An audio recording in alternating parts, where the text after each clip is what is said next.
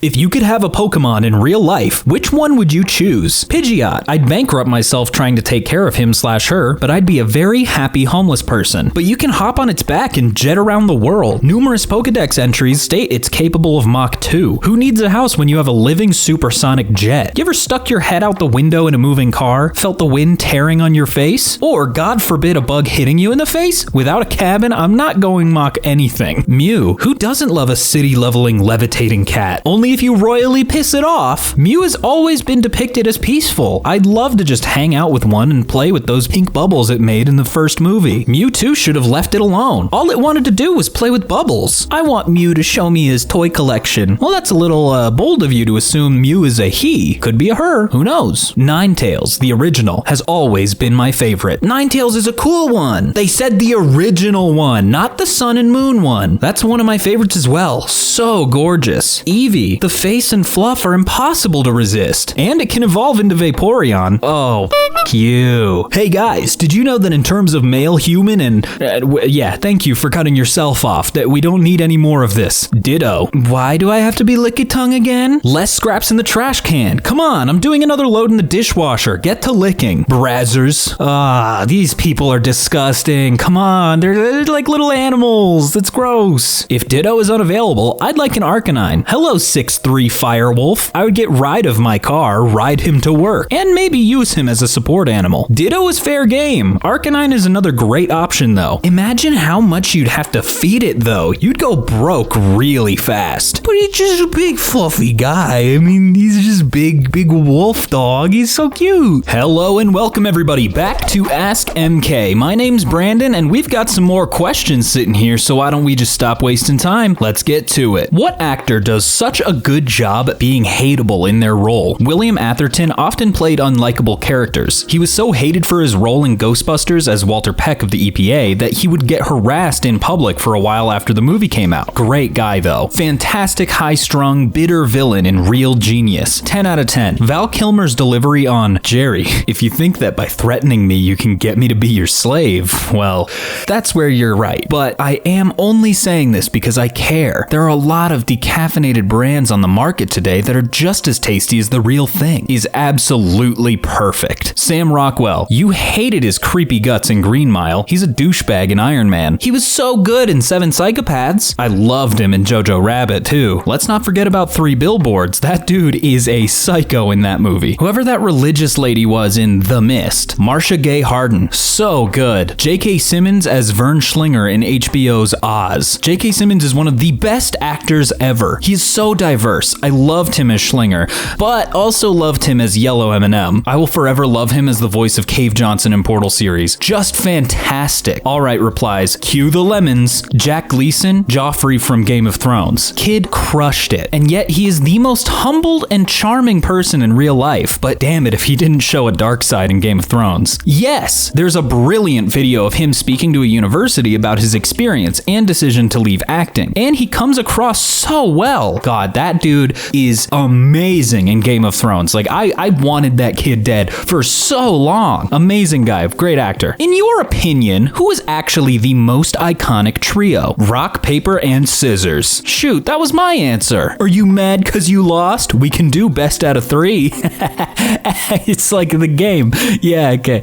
Control, Alt, Delete. You can just press Control, Shift, Escape and it'll open Task Manager. Yeah, but there's other reasons to press Control, Alt, Delete. Are there? I thought it was the only... Hang on. No, yeah, I guess. I don't know. Me, myself, and I. Mirror, mirror on the wall. Tell me, mirror, what is wrong? Can it be my de la clothes or is it just my de la song? What I do ain't make-believe. People say I sit and try, but when it comes to being de la, it's just me, myself, and I. I don't know what this is referencing. I hope I gave it justice there. I don't know. The Three Musketeers, or Three Amigos, what they call them south of the border. Is Mexico south of France? Yes.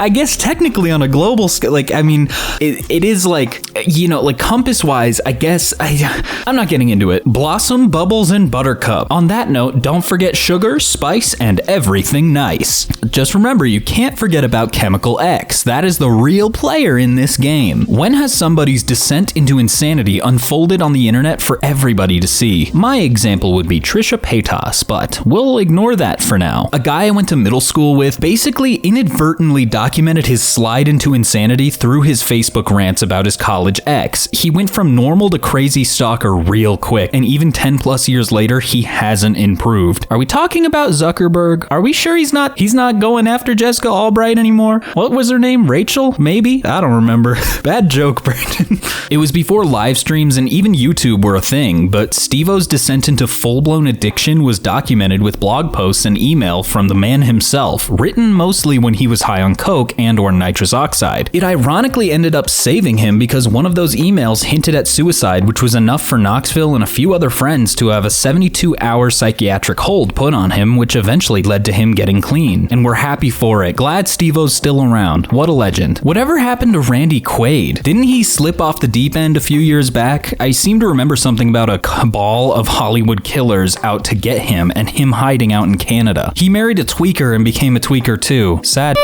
The entire Amy's Baking Company saga, namely getting hacked after their Kitchen Nightmares episode aired. Not sure that was as much as dissent, but rather an unveiling of what was already total lunacy. Doesn't she still regularly go off on Facebook? Like, she started a new baking company and will post stuff about people criticizing them for how they acted in Kitchen Nightmares. I usually check on her once a year because part of me wonders when she's going to hit rock bottom.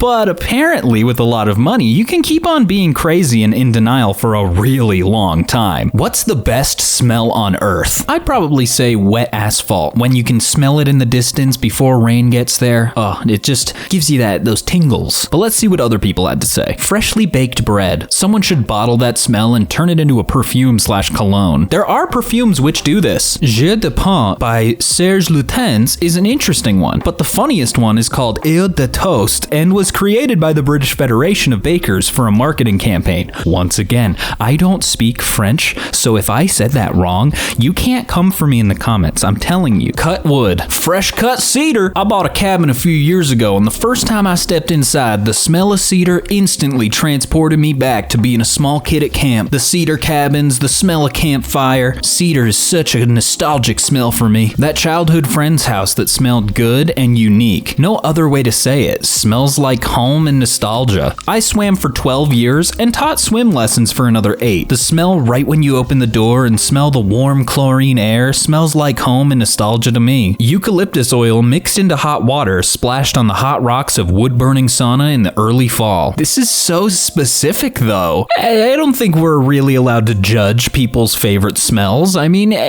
what's yours? Poopy diapies? I need to stop talking forever. Rain, specifically rain hitting warm earth. You just made my mind run wild with memories I didn't know I had. Thank you. You see, that's what I'm talking about. Other people know what my favorite smell is. It reminds you of field day. Fresh linen blowing in the summer breeze as you walk by someone's house, or just the smell of detergent from someone's dryer vent. Lol. Yes, I love smelling when my neighbors do laundry. It is a very niche smell, but I understand it very well. Childless adults of Reddit, what is your favorite dinosaur? I've always liked Parasaurolophus, if I'm saying that right. Neat head shape, and they probably made horn noises. Second fave is probably Deinonychus because of the feet claws. Honk if you love that one. Wonk, wonk, honk, honk. I'm not a paleontologist, so you are also not allowed to come for me for my pronunciations of those dinosaur names. Triceratops. I don't have a reason, I just think they're neat. They're my favorite too. They're basically a much more badass rhino. You don't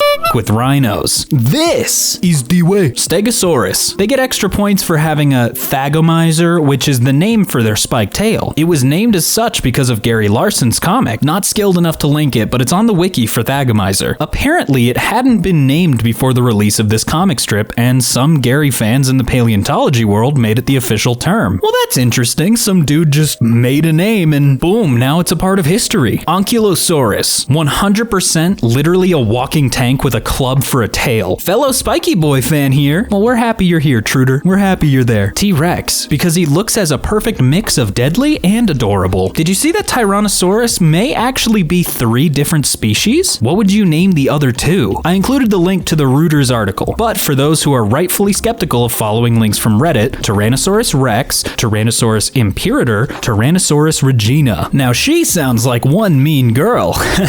You see, the joke is, never mind, we'll move past. Men of Reddit, how long does it take you to get ready for work in the morning? I tend to stay in bed as long as possible and then panic because I have no more time. What do other people do? My alarm goes off 1.5 hours before work. Effectively, I need 15 minutes to get ready for work. The rest of the time, I lay in bed contemplating my life choices. Edit. Wow, I never imagined getting so many upvotes and even my first silver for basically laying more than an hour in bed before work. XD? This I can understand. It is the only way. Standing up out of bed in the morning is the hardest part of the day. That's very true. See, these guys get it. An hour and 30 to 5 minutes. If I'm not in a hurry, I'll hit snooze a couple times, then get up and play online card games to wake up, as I'm slowly drinking a tea. After that ritual, I'm in full capacity. If I'm late, I'm gonna jump out of bed, grab any clothes, and collapse in the subway from exhaustion. If I don't have anything pressing, it takes me like 30 to 40 minutes to be safe, the vast majority of which is hitting snooze, scrolling through my phone, blankly staring in the mirror, spending 10 minutes deciding what music I'll listen to while brushing my teeth. And that's all with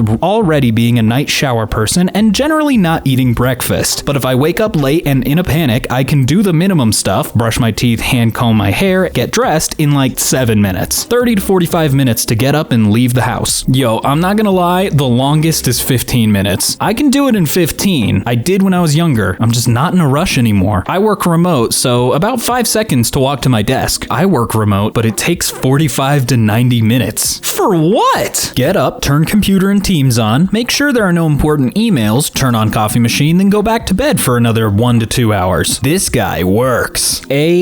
Long as I have, I can get ready in 5 minutes. What does that mean? Right, getting ready before you have to leave is like water fitting into a puddle. The bigger the hole, the bigger the puddle. What are these people talking about? Literally. I'm not a man, but usually wake up at 8:30, stay in bed for 5 minutes, get up at 8:35, dress, brush teeth, wash face, go downstairs, get my dog ready as he comes to work with me, and out by 8:45. I like my sleep. What was the first big news event you can remember being aware of as a kid, and what do you remember thinking about it? The fall of the Berlin Wall. I didn't quite get why there was a wall to begin with until I later learned the history since World War II. I remember being very confused about how a country could break apart. Like, was there an earthquake that split the ground? I was very young. The Challenger exploding. I was in first grade and remember it being announced over the school speakers. Said this in a similar thread the other day, but saw it with my own eyes from atop my dad's shoulders with my mom next to us from our backyard in Orlando. It's my earliest memory. I still remember their shocked gasps when the unthinkable happened. Later, my mom sat me down to explain to me what we had just seen. I understood death for the first time that day.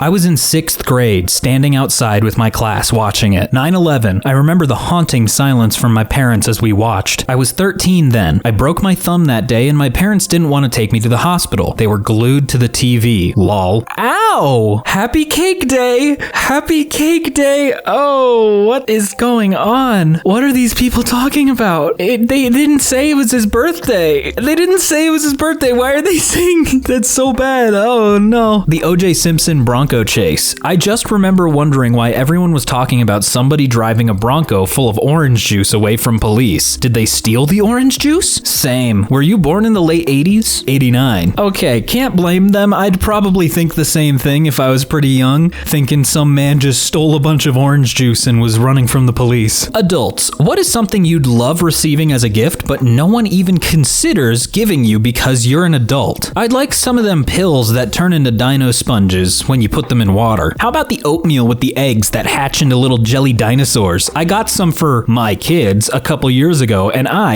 they enjoyed them very much. The only issue with those little dinosaur sponge pills was the pills would like solidify to your sink if you didn't just take the pill out. So it's not the best toy. 12-pack of Play-Doh, the ultimate 150 Crayola crayon set, the one with the sharpener and some drawing paper. I turn into an 8-year-old. At 18, my parents would laugh if I asked for Legos. They never bought them for me unless I asked and stopped buying them for me when I was 9 because I was too old. When I play with my siblings' Legos, I get brutally mocked, but I honestly think that Legos are ageless and super great, not just as toys, but as a hobby in general. I don't know. That's true. Legos are still fun, even when you're in your 20s, and sometimes, depending on the person, even up until their like 60s or farther. They just bring people together. Not a gift, but would someone play hide and seek with me, please? Let's do it in IKEA. I'm in. Pick me. Pick me. A few Nancy Drew books. My parents didn't have money for books. The small Catholic school library offered books on saints, US presidents, and their wives. The public library wasn't in walking distance. I lied when Suzanne Sample, a classmate, accused me of befriending her for the Sleuths books. 55 years later, I'll fess up. Yes, I preferred my time with Nancy more than you. This is why I support Dolly Parton's Imagination Library. You sign up and get 2 free kids books a month for your kid to enjoy. It rules. Dolly Parton continues to prove that if you're rich,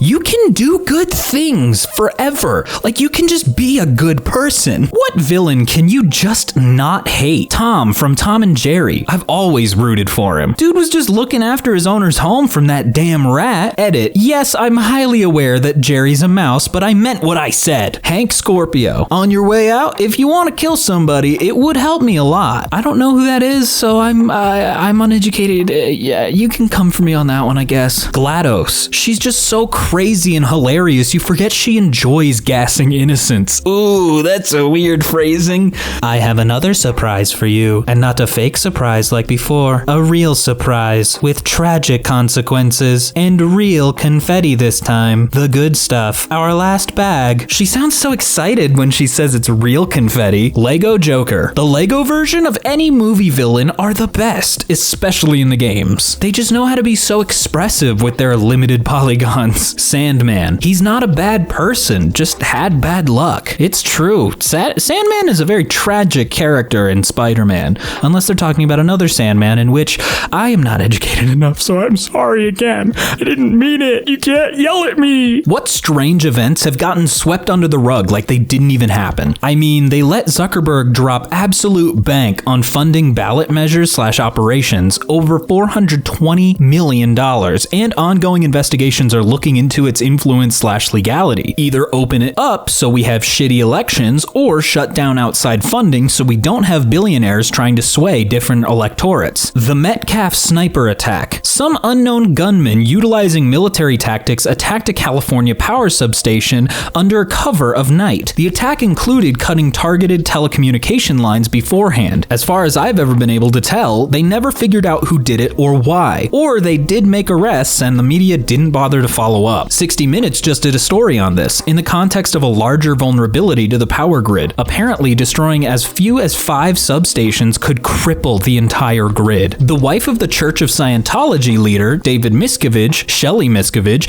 has not been seen in public since August 2007. She was reported as missing to the police at that time, but they said that she had been found and they closed the case. She has not been seen since. After 15 years of no contact or sights, it's hard to believe she's alive. Scientology would have the resources to lock her up for that long of a period. It's certainly plausible. Scientology just freaks me out, man. Those dudes are just, they're in their own world. It's fascinating. The Phoenix 2015 freeway shooter. The only suspect was clear, and so far no updates. There were reports of copycats or perhaps paranoia, for example, small rock hitting window and people mistaking it for a gunshot, in other states that year, but those two came and went. We had the same issue on Klein Avenue in Northwest Indiana in 2006. Went on for a few weeks and then stopped. Must have been small caliber or pellet gun. What are examples where bigger is better isn't true? Bills. Disagree. I think the Bills' offensive line would be better if bigger. We need like 3 more Spencer Browns. LMAO. I'm not a sports guy. I know who the Bills are. I don't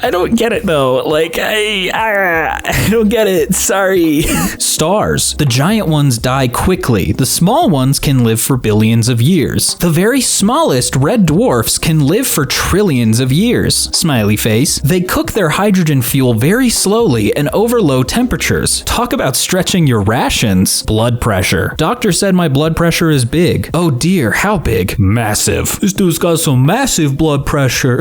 It's not even a joke. There's nothing. Pill sizes. Good news. It's a suppository. Did everyone anyone take their suppositories? Yes. Stop asking. What the most private thing you're willing to admit? Ooh, these ones gotta be juicy. This is gonna sound really weird, but I've become homeless 3 separate times, and each time it's like my mind just switches into survival mode and it feels awesome. Don't get me wrong, being homeless for a prolonged period of time is not very fun at all, but there's something so exhilarating about the first week or two after hitting the streets that just feels like you finally have total control and freedom over your life. Maybe I'm just a nut job. When I was 20, I went primitive camping in a state park. I was meant to stay 3 days, but day 4, then 5, then I just never went home. I spent 5 months just moving around my camp and trying to stay undisturbed and undetected. I still went to work, just went home to a tent in the woods. It's been over 20 years and I long for it every day. Sometimes I go into the woods to scream, not like to release stress, just to scream like a wild man. Have you ever recognized yourself in one of those AskReddit scary camping in the woods stories? This made me laugh way too hard. That does seem like a fun weekend activity. Go out in the woods, just try and scare some kids who are out there,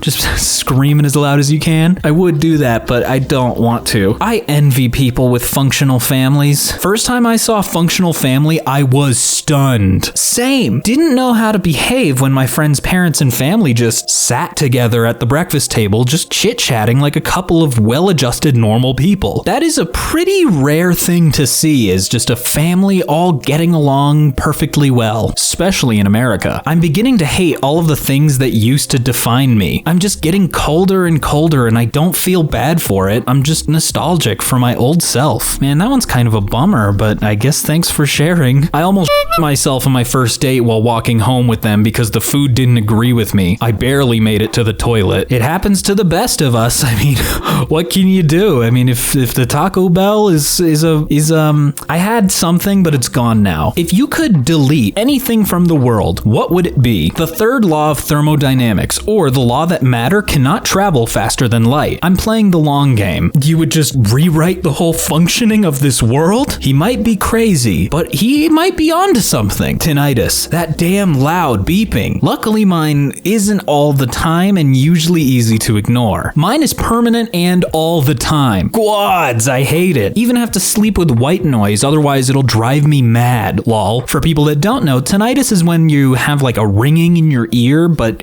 a lot of people get it more severely, so it just kind of keeps going and you need to have sound to drown it out. The abusive people. That's a wide enough net to catch all the above named individuals. Unfortunately, mosquitoes survive in the scenario. Diabetes. Amen. Type 1 diabetes.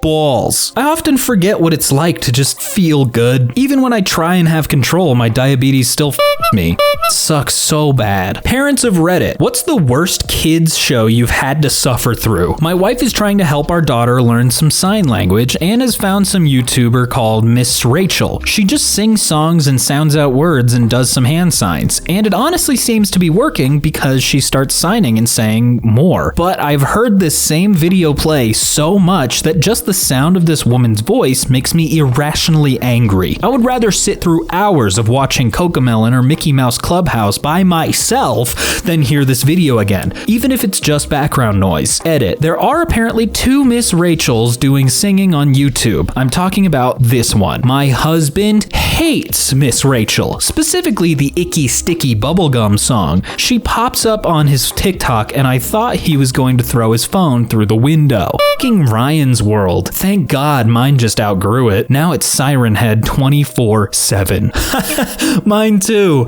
I would take Siren Head, Huggy Wuggy, Mr. Hops, Bendy, Cartoon Cat, Dog Mouse, etc. any day over Ryan and his horrible family. Our oldest daughter loves Huggy Wuggy. She's scared of the dark but sleeps with a stuffy that looks like up Elmo. It's wild. Kids get scarier and scarier as the years keep going. Ryan's toy review. Welcome to Ryan Gets Exploited by His Parents Some More. Yup. I'm pretty lax with screen time, but obsessive about blocking any of this garbage. It's repulsive to me. Let kids be normal, for God's sake. Man, they really don't like Ryan's World, huh?